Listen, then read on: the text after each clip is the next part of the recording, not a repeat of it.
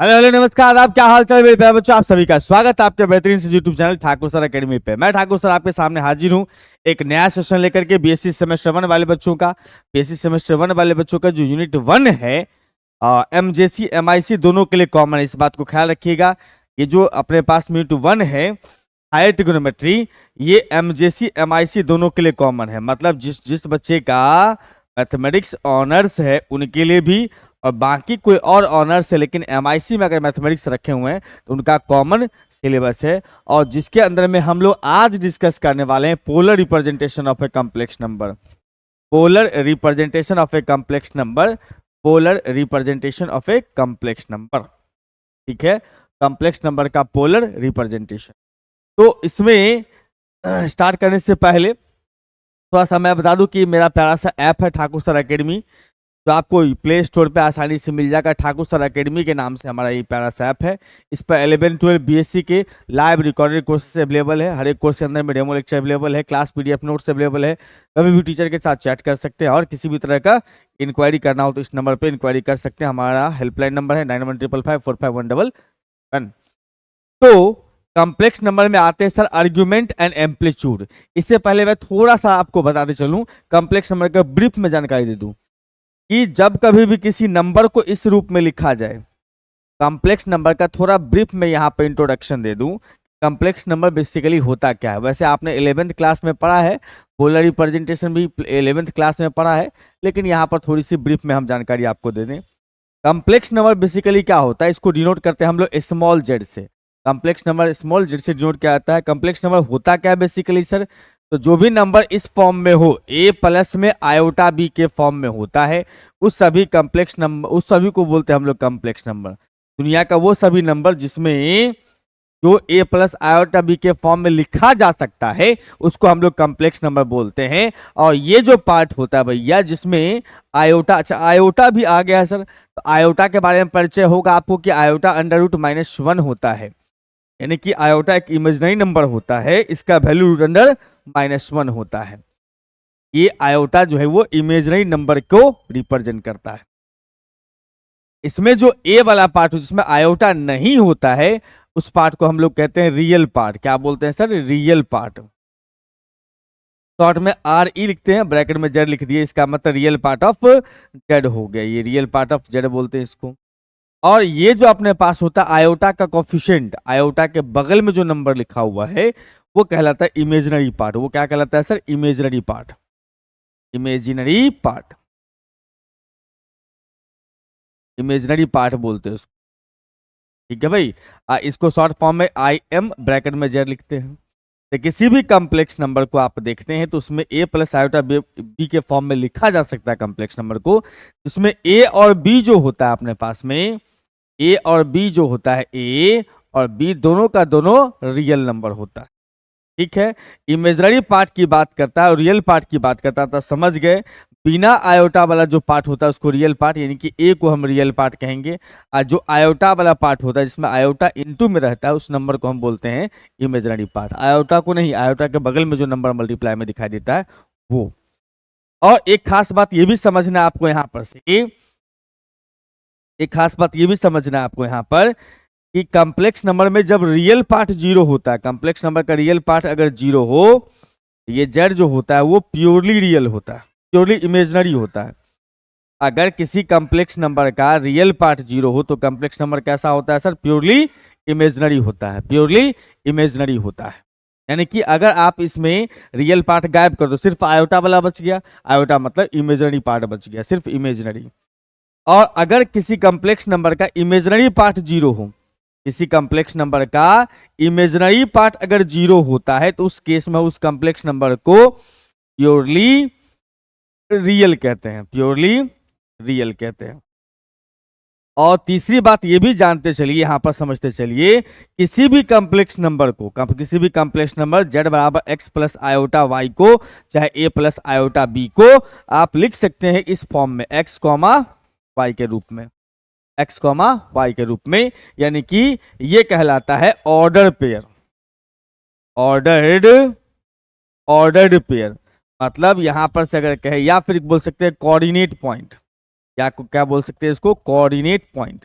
मतलब किसी भी कॉम्प्लेक्स नंबर को एक कोऑर्डिनेट पॉइंट या ऑर्डर पेयर के फॉर्म में लिखा जा सकता है। जैसे कि हमारे पास में आ गया सर एग्जाम्पल में z बराबर में अगर आपने पास लिख दिया 2 + 3 iota, z is equal to में 2 + में 3 आयोटा है, इसका मतलब आप कह सकते हो यहां पर से ये 2,3 लिखा जा सकता है ऑर्डर पेयर के साथ, ऑर्डर पेयर के जैसे लिखा जा सकता है या कोऑर्डिनेट पॉइंट के फॉर्म में लिख सकते हैं। अब कहानी यहां पर है कि इसी का यूज करके हमें सीखना argument and amplitude of a complex number.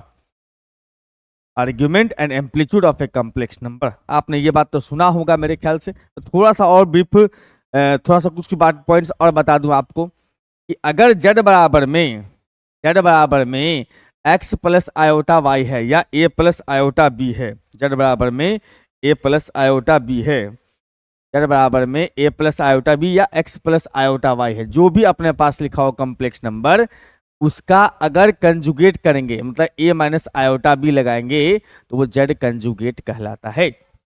यानी कि ये जो अपने पास है, ये जो अपने पास में दिया हुआ है z बार पढ़ते हैं इसको, लेकिन एक्चुअली क्या होता है conjugate of z, conjugate of z। अब उसके बाद हम बात करते हैं इसमें सर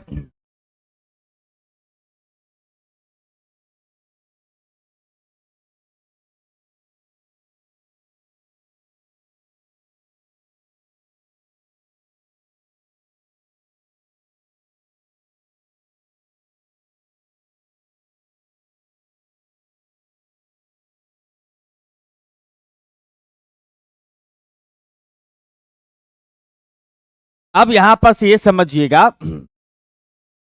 अगर हमारे पास में z बराबर में 2 + में या 2 - में 3 आयोटा है, इसका कंजुगेट लीजिए कितना सर 2 + में 3 आयोटा, कंजुगेट क्या लेना आपको 2 + में 3 आयोटा। समझ रहे हैं बातों को।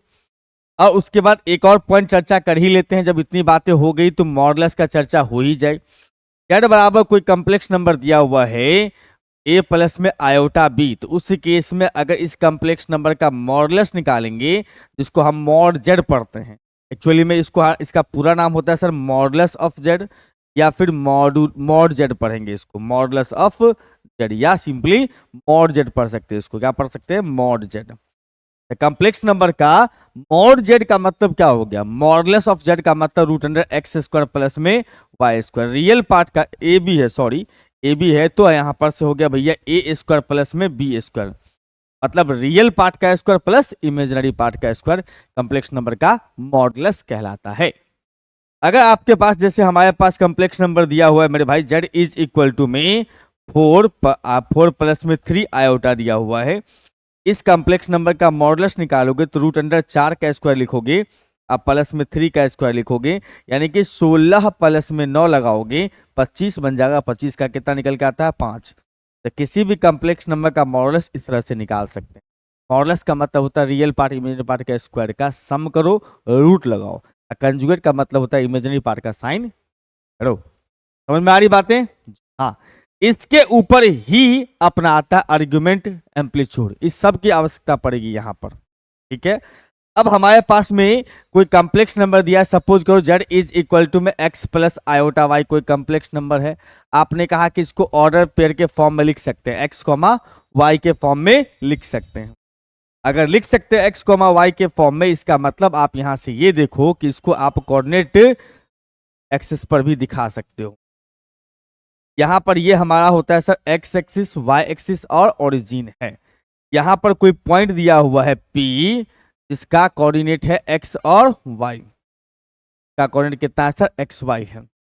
अब ये बताओ मुझे यहां पर से ये मामला जो है अपने पास में यहां से परपेंडिकुलर ड्रॉ किया जाएगा तो ये बन जाएगा अपना y, क्या बन जाएगा सर y, और ये जो अपना कहानी होगा ये बन जाएगा अपने पास में x,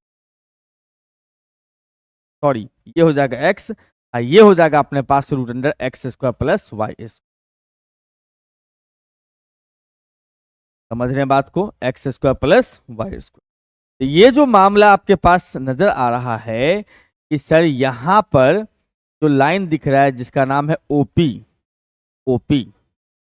ये लाइन x एक्सिस के एंटी क्लॉकवाइज डायरेक्शन में जितना एंगल बनाता है, एंटी क्लॉकवाइज का मतलब भैया एक्स एक्सिस से पॉजिटिव डायरेक्शन में, मतलब इस तरह से एंगल बनाता हूं एंटी क्लॉकवाइज डायरेक्शन में, तो ये एंटी क्लॉकवाइज डायरेक्शन में जो एंगल बनाता है थीटा, उसी थीटा को हम लोग क्या बोलते हैं सर, आर्ग्यूमेंट।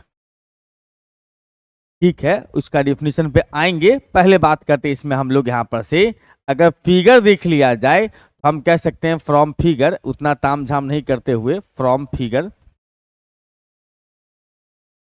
फिगर को अगर देखा जाए तो फिगर को देखने से हमें यह मालूम पड़ता है कि हम यहां पर से cos थीटा बराबर लिख सकते हैं x बट्टा root under x square plus Y square. ये जायदे टाइम से लिखा जाता है, इसलिए इसका नाम शॉर्ट फॉर्म में आर भी लिख लिए। जैसे कॉर्डिनेट ज्योमेट्री अगर आप पढ़े होंगे 11th क्लास में, तो वहां पर आर और थीटा का भी चर्चा होता है। आर और थीटा का मतलब पोलर फॉर्म वाली बात चल रही होती। तो अगर हम बात करेंगे यहां पर से फिगर को देख करके, तो हम कह सकते हैं यहां से cos थीटा बराबर होता है अपने पास में x बट्टा आर। तो x इज इक्वल टू हमारे पास में आ जाएगा सर r cos थीटा, और दूसरी बात होती है sir sine theta is equal to में y अपॉन में r है। इसका मतलब y इज इक्वल टू में r साइन थीटा।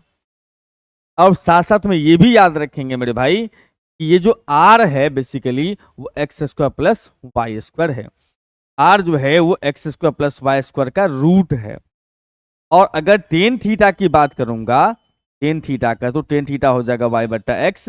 अगर नीड हो तो आप थीटा इज इक्वल टू लिख सकते हो tan इनवर्स y बट्टा एक्स। समझ में आ रही बात?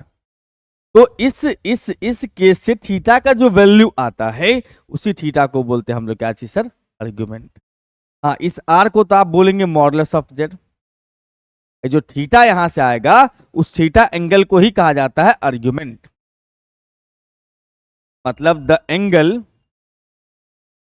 ऐसे लिखूं, ठीक है चलेगा, द एंगल थीटा, मतलब the angle X O P यानी कि theta is known as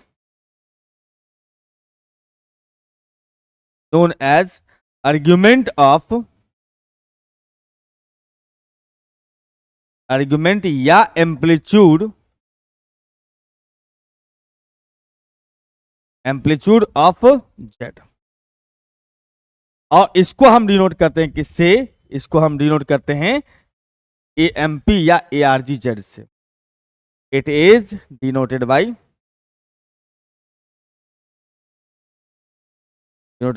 a M P. पहले ए आर जी लिख लो, ए आर जी जेड या फिर ए एम पी जेड। आप इसको ऐसे भी कह सकते हो मेरे भाई, द एंगल थीटा का मतलब हुआ the angle makes by OP, ऐसे भी लिख सकते हो द एंगल। इसको हम थोड़ा सा डिजाइन करते हैं फिर से वापस, थोड़ा अच्छा लगेगा डिफिनेशन पढ़ने में। The angle makes by OP line, the angle makes by OP या line joining origin and any point. The line makes by OP with positive direction of, positive direction बोले तो anti clockwise, positive direction of X axis is called argument या फिर amplitude. समझ रहे बात को? यानी ये जो एंगल है वही एंगल कहलाता अपना आर्गुमेंट या फिर एम्पलीट्यूड। ठीक है, और एंगल डिसाइड करना काम किसका है सर, एक्स और वाई का, वही डिसाइड करेगा। अगर इसमें एक्स और वाई में से कोई एक जीरो है, मान लो एक्स का वैल्यू जीरो है, अगर एक्स का वैल्यू जीरो है इसका मतलब समझ लो कि ये पॉइंट यहां पर होगा ही नहीं, तब चल जाएगा वाई एक्सिस पर सरक के। या अगर वाई जीरो है तो ये पॉइंट चलाएगा सरक के एक्स एक्सिस पर। और भी डिपेंड करता है कि एक्स प्लस होगा तो यहां आएगा, एक्स माइनस होगा तो इधर चल जाएगा। समझ रहे हो बात? तो हम लोग आर्ग्यूमेंट का मतलब बेसिकली होता है थीटा का वैल्यू निकाल। ठीक, तो आर्ग्यूमेंट निकालने का हम ट्रिक सीखेंगे यहां पर। इस ट्रिक से हम लोग आर्ग्यूमेंट निकालेंगे, उसी से हम पोलर फॉर्म भी निकालना सीख लेंगे। अब देखो यहां पर मामला क्या है सर, ये है अपना कोऑर्डिनेट एक्सिस। अब वो सारी कहानी इसी पे हो जाएगा, ये जो आपने कोऑर्डिनेट एक्सिस ड्रॉ किया ना, इसी पे सारा कहानी को हम यहां दिखा सकते हैं, सारे कहानी को। कैसे दिखा सकते हैं तो समझना है भैया। यहाँ पर ओरिजिन है, सबसे पहले एंगल को यहाँ पर चर्चा कर दीजिए, एंगल का चर्चा कर दीजिए, ठीक है। अच्छा, उसमें भी एक चीज पहले बता दूं आपको यहाँ पर कि जब थीटा का वैल्यू आप 0 से लेकर के पाई 2 पाई तक लेते हैं तो वे ये जो एंगल होता है वो जनरल आर्ग्यूमेंट अगर आप थीटा का वैल्यू -पाई से उठाते हैं, -पाई से ज्यादा और +पाई तक लेते हैं तो ये कहलाता है अपना प्रिंसिपल आर्ग्यूमेंट। ये भी ख्याल रखिएगा, इसकी भी आवश्यकता हम लोग को पड़ने वाली है। खासकर हमें तो प्रिंसिपल आर्ग्यूमेंट की ही आवश्यकता पड़ेगी, बाकी जनरल आर्ग्यूमेंट हम लोग को बच्चा क्लास में सीखना होता है।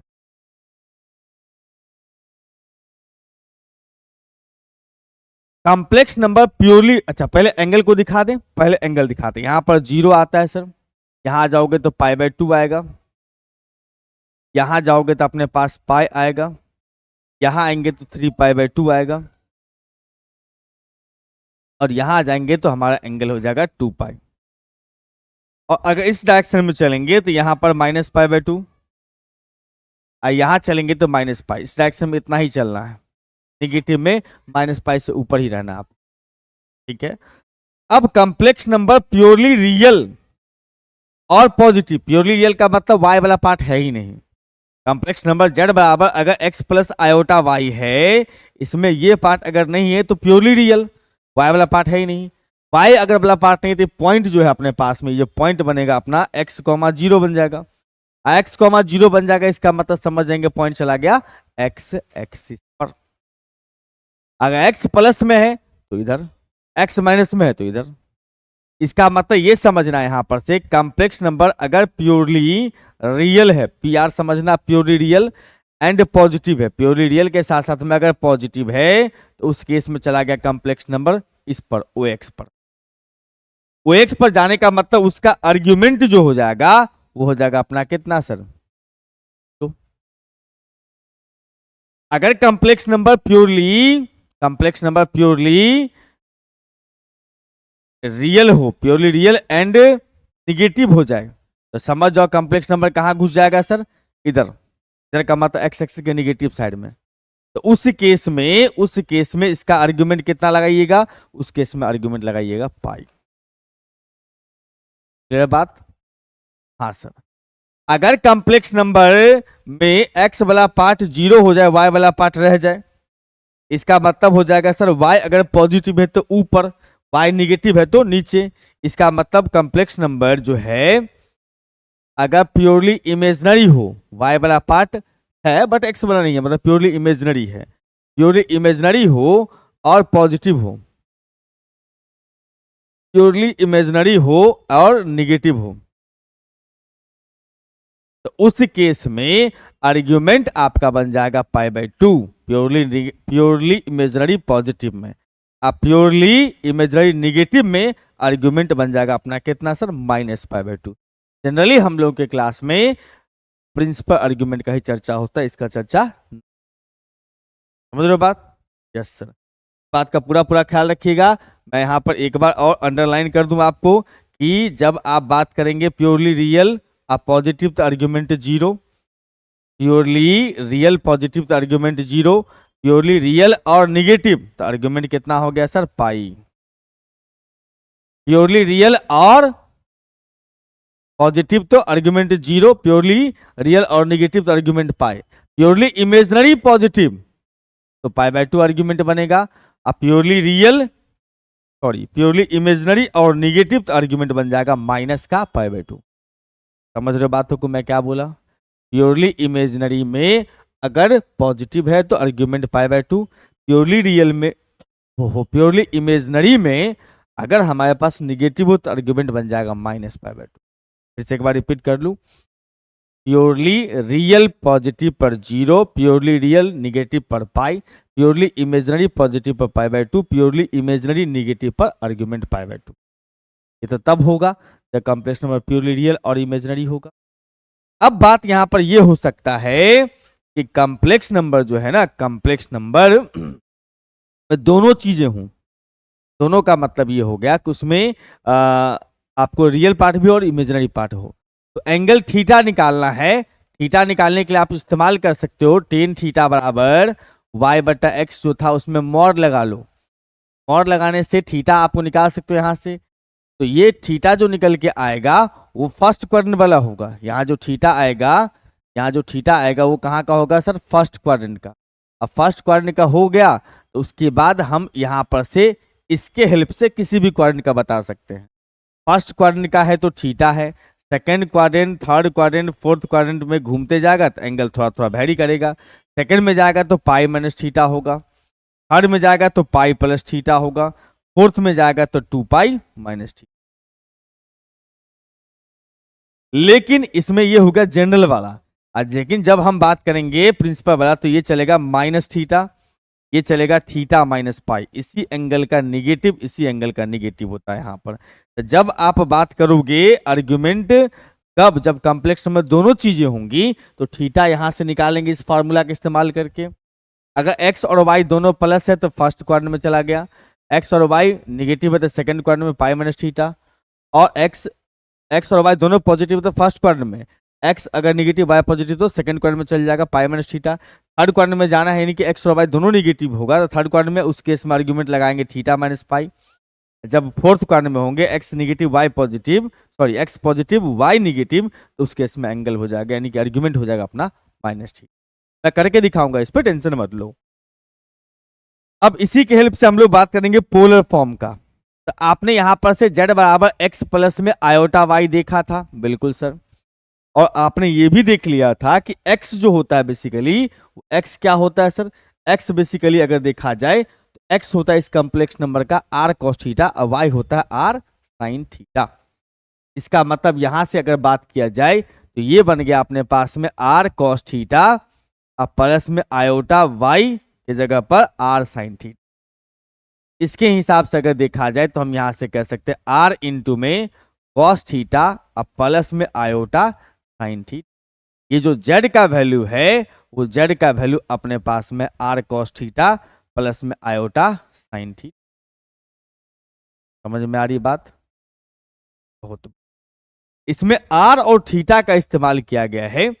जिसमें r थीटा का इस्तेमाल किया गया है उस r थीटा वाले फॉर्म को बोलते हैं कॉम्प्लेक्स नंबर का पोलर फॉर्म, क्योंकि r और थीटा का पढ़ाई पोलर फॉर्म में ही होता है। हमारे पास में अगर ये देखा जाए तो ये क्या है सर? कॉम्प्लेक्स नंबर का पोलर फॉर्म कहते हैं इसको। पोलर फॉर्म बोलते हैं इसको कॉम्प्लेक्स नंबर का, या ट्रिगोनोमेट्रिक फॉर्म बोलते हैं, ट्रिगोनोमेट्रिक फॉर्म बोलते हैं, या फिर बोलते हैं इसको मॉडुलस आर्ग्यूमेंट फॉर्म। अब ये मॉडुलस आर्ग्यूमेंट फॉर्म क्यों बोलते हैं? तो सिंपल सा बात है भाई, मॉडुलस आर्ग्यूमेंट फॉर्म इसलिए बोलते हैं क्योंकि इसमें जो r इस्तेमाल किया गया है, r जो इस्तेमाल किया गया वो r basically root under x square plus Y square ही है, जिसको हम लोग मॉडुलस ऑफ z कहते हैं। और उसके बाद थीटा जो होता है वो बेसिकली आर्ग्यूमेंट ऑफ z होता है। मतलब बात tan इनवर्स मत समझना, आर्ग्यूमेंट ऑफ z समझ। आर्ग्यूमेंट निकालने का तरीका हम सीख चुके हैं पीछे। इसका एक जनरल फॉर्म भी होता है, इसका एक जनरल फॉर्म भी होता है सर, कि अगर हमारे पास में बात किया जाए कॉम्प्लेक्स नंबर का पोलर फॉर्म दिया हो, उस पोलर फॉर्म का जनरल फॉर्म पूछ रहा होगा, तो आप कह सकते हो यहां पर से z बराबर r इंटू में cos 0 प्लस में cos थीटा प्लस में आयोटा sin थीटा है। हम जानते हैं कि अगर cos थीटा के जगह पर 2n पाई प्लस थीटा कर दिया जाए तो cos ही रहेगा, और साइन में भी एंगल में 2n पाई प्लस थीटा का इस्तेमाल कर दिया जाए तो कोई फर्क नहीं पड़ता है। क्यों नहीं फर्क पड़ता है सर? इतना बात आप समझते होंगे कि 2n पाई है, पाई वाला कंडीशन है, cos नाम चेंज नहीं करता है, और ये फर्स्ट क्वाड्रेंट का एंगल होता है इसीलिए इसको हमेशा पॉजिटिव रखता है। मतलब cos 2n pi plus theta cos theta, sine 2n pi plus theta sine theta होता है। इसमें आपने इस्तेमाल किया किस चीज का सर? इसमें हमने इस्तेमाल कर लिया सर n का, और जो भी n का इस्तेमाल किया गया हो जिस फॉर्म में, उसको कॉम्प्लेक्स नंबर का हम पोलर फॉर्म कहते हैं। वैसे सभी में ऐसे ही चलता है, ठीक है, सॉरी, जिसमें थीटा का इस्तेमाल किया कॉम्प्लेक्स नंबर उसको पोलर फॉर्म, जिसमें n का इस्तेमाल किया गया होगा उसको बोलते हैं हम लोग जनरल फॉर्म। क्या बोलते हैं इसको? General form. किसी भी कॉम्प्लेक्स नंबर का जनरल फॉर्म अगर आपको पता करना हो ये बता सकते। समझ में आ रही बात? बहुत बढ़िया। अब बातें आएगी सर इस पे कुछ एग्जाम्पल्स करने का, पोलर फॉर्म निकालने के क्वेश्चंस के रूप में लिखते हैं इसको, हम लोग क्वेश्चन के रूप में लिखते हैं यहां पर, convert into polar form. Question क्या अपने पास में sir, convert into polar form, convert into polar form, polar form में इसको बदलिए, convert into polar form. Polar form में अगर इसको चेंज करिएगा तो ये कॉम्प्लेक्स नंबर क्वेश्चन अपने पास दिया हुआ है, पहला दिया अपने पास में sir z is equal to में -3, इसको कहता है पोलर फॉर्म में चेंज करो। तो सबसे पहले कॉम्प्लेक्स नंबर का नेचर देख लो कैसा है सर, ये प्योरली रियल है बट निगेटिव है, ये प्योरली रियल है एंड निगेटिव है। इसका मतलब स्पष्ट रूप से यहां से बोल सकते हैं इस कॉम्प्लेक्स नंबर का आर्ग्यूमेंट हो गया पाई, सॉरी पॉजिटिव होगा तो 0, निगेटिव होगा तो। अब निकालना होगा r जो कि मॉडुलस होता है, मॉडुलस ऑफ z होता है, मॉडुलस ऑफ z का मतलब इस कॉम्प्लेक्स नंबर का मॉडुलस, तो 3 का मॉडुलस 3 रहेगा, +3 रहे चाहे -3 रहे, रूट अंडर लिख सकते हो 3 -3 का स्क्वायर प्लस 0 का स्क्वायर, वही बात होगी। इसका मतलब यहां से हम कहेंगे तो इसका पोलर फॉर्म कितना हो जाएगा सर, पोलर फॉर्म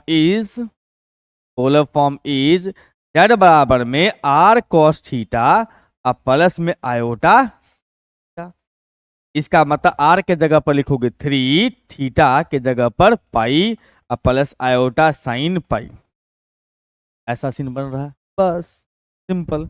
अब आपको इसी पर एक और क्वेश्चन बता देते हैं जो जिसमें दोनों चीज मिक्स हो, बाकी जो भी होगा सो निकाल सकते हैं, अगर +3 है तब भी निकाल सकते हैं आप, अगर मान लो 2 आयोटा है तब भी निकल जाएगा। सिंपल काम करना है प्योरली रियल प्योरली इमेजिनरी का, जो हमने डायग्राम बताया कोऑर्डिनेट वाला उसको याद रखो, काम खत्म। और अगर बात करते हैं एक नया जिसमें दोनों चीजें होंगी, z बराबर लिख दिया हमने सर -1 है अब प्लस में आयोटा है, अब इसमें दोनों चीजें हैं, ठीक है। आप इसको चाहो तो कोऑर्डिनेट पॉइंट में लिख सकते हो, x कोऑर्डिनेट -1 है, y कोऑर्डिनेट 1 है, आयोटा के बगल में जो नंबर है वो y कोऑर्डिनेट है। अब देख सकते हो x माइनस में है y प्लस में, x माइनस वाई प्लस का मतलब वही चला गया सेकंड क्वाड्रेंट में। अब सेकंड क्वाड्रेंट के अकॉर्डिंग इसका हम लोग आर्ग्यूमेंट लेंगे, ठीक है, लेकिन पहले हम यहां पर से टेन थीटा का वैल्यू निकालेंगे जो कि मॉडुलस ऑफ y बटा x से हम निकाल सकते हैं। मॉडुलस ऑफ y बटा x का मतलब क्या हो गया सर, मतलब ये हो गया अपने पास 1 बटा में -1, लेकिन मॉड है ना, मॉडुलस का मतलब पॉजिटिव वैल्यू, पॉजिटिव वैल्यू हुई क्यों ना सर, क्योंकि इससे फर्स्ट क्वाड्रेंट का एंगल मिलता है। अब फर्स्ट क्वाड्रेंट का एंगल मिल जाएगा अगर, तो आप समझ लो कि आप वहां से किसी भी क्वाड्रेंट में जाके निकाल सकते हो। अगर सेकंड क्वाड्रेंट में चाह रहा है तो आर्ग्यूमेंट जो है, आर्ग्यूमेंट ऑफ z हो जाएगा पाई माइनस थीटा, यानी कि पाई माइनस पाई बटा 4, यार हो गया इसका आर्ग्यूमेंट जो कि अपने पास 3 पाई बटा 4 हो जाएगा। और अगर इसका r की बात करेगा तो r हो गया मॉडुलस ऑफ z जो कि √1 प्लस में 1 यानी कि √2 बोल सकते हो इसको। अब इसके बाद यहां पर आपको पोलर फॉर्म लिखने के लिए कहा दिया गया, तो कोई बड़ी बात नहीं होगी, polar form of z, polar form is z बराबर में लिखोगे r cos थीटा अब प्लस में आयोटा साइन थीटा। और यहां पर एक बात पॉइंट आउट कर लेना, अक्सर विद्यार्थी गलती कर बैठता है कि ये जो अपने पास दिया हुआ थीटा, इस थीटा को यहां यूज करता है, ऐसा गलती नहीं, कभी गलती नहीं। क्या करना है सर, तो थीटा के जगह पे आपको आर्ग्यूमेंट का इस्तेमाल करना, आर तो आपका स्पेशल है ही, तो √2 इंटू में कॉस 3 पाई बटा 2 अब प्लस आयोटा साइन पाई बटा, सॉरी 3 पाई बटा 4 पाई बटा 4, यस सर, कहानी समाप्त। ठीक है बंधु, इस प्रकार से हम कॉम्प्लेक्स नंबर का मॉडुलस, सॉरी कॉम्प्लेक्स नंबर का बेसिक कॉन्सेप्ट समझ लिए, कॉम्प्लेक्स नंबर का हमने आर्गुमेंट निकालना सीख लिया, कॉम्प्लेक्स नंबर का हमने कंजुगेट भी बता दिया है, मॉडुलस भी बता दिया, तो बेसिक कॉन्सेप्ट में आ गया। उसके बाद कॉम्प्लेक्स नंबर का आर्गुमेंट निकालना सीख लिए, पोलर फॉर्म में कन्वर्ट करना सीख लिए, और उसके बाद अब शुरू होगा इसके बाद आपका अगला टॉपिक डी माइबर्स थ्योरम। इस लेक्चर में फिलहाल हम इतना ही रखेंगे, मुलाकात करेंगे हम आपसे अगले लेक्चर में जिसमें डिस्कस कर रहे होंगे माइबर्स थ्योरम को, जो कंप्लीटली इस पोलर फॉर्म पर बेस्ड है। तो पोलर फॉर्म पे आप लोग के पास जो भी किताब वगैरह हो, या तो 11th का किताब हो या बीएससी फर्स्ट सेमेस्टर का, आप उस पर क्वेश्चन कर लीजिएगा। मुलाकात का लेक्चर में, तब तक के लिए बाय बाय। और नए बच्चे जुड़ रहे हैं तो चैनल को सब्सक्राइब जरूर कर लीजिएगा। वीडियो को पसंद करना तो आपका काम है, पसंद कर लीजिएगा।